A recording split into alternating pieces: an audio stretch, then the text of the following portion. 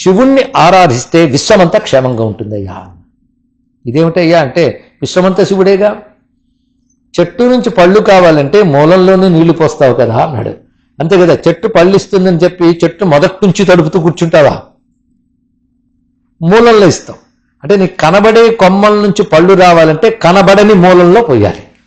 కనబడే ప్రపంచంలో ఫలాలు రావాలంటే కనబడిన శివుడు అని ఆరాధన చేయాలి అని చెప్పారు. ఇక్కడ ఇది తెలిస్తే లింగం మీద పాలు ఎందుకు పోసేయడం వేస్ట్ కదా, మొన్న ఆ సినిమాలో చెప్పారని.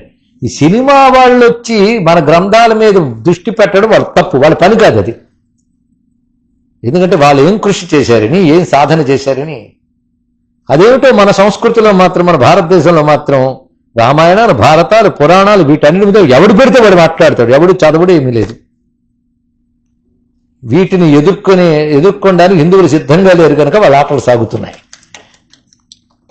ఎలా పెడితే అలాగా. నిన్న కాక మొన్న అర్జునుడిని తక్కువ చేసి కృష్ణుడిని తక్కువ చేసిన వాళ్ళు కూడా తయారీ సినిమాలు చూస్తే పొలమని ఎడి చూస్తున్నారు. అదేమిటో తెలియదు. ఇక్కడ విలన్ని హీరోలుగా చూపించడం మన దశాబ్దాల నుంచి మనకు అలవాటైపోయింది. అలాగే ఇలాంటి విషయాల్లో వాడు పెద్ద విషయం చెప్పేసి అనుకుంటాడు, శివలింగం మీద పాలు పోస్తే అంతా వేస్ట్ కదండి. ఈ జ్ఞానం పూర్వం పోసిన వాళ్ళకి లేదా? ఎందుకు పోసారో ఆలోచించుకో. శివ పూజ చేసేవాడు నేను రాతికి నీళ్లు పోస్తున్నాను అనడు, శివుడికి పోస్తున్నాను అనుకుంటాను. మరి శివుడిని పూజిస్తున్నాడు ఇక్కడ, అది శివుడికే అందుతుంది. నువ్వెక్కడో మీ ఇండియాలో ఉన్న వాళ్ళకి డబ్బు పంపాలంటే నువ్వు కంప్యూటర్ ముందు నెంబర్ కొడతావు, బ్యాంక్కి డబ్బు పంపించానంటావు. వాళ్ళు అక్కడున్నా నీకు ఇక్కడి నుంచి ఎలా వెళ్ళిందిరా అని పిల్లాడు అడిగాడు అనుకుని ఏం చెప్తాం మీరు?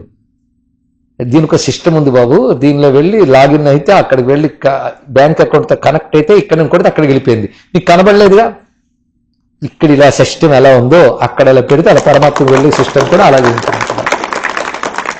ఇక్కడ ఒక డిజిట్ తేడా వస్తే అక్కడికి వెళ్ళదు, ఇక్కడ ఒక మంత్రంలో తేడా వస్తే అక్కడికి వెళ్ళదు.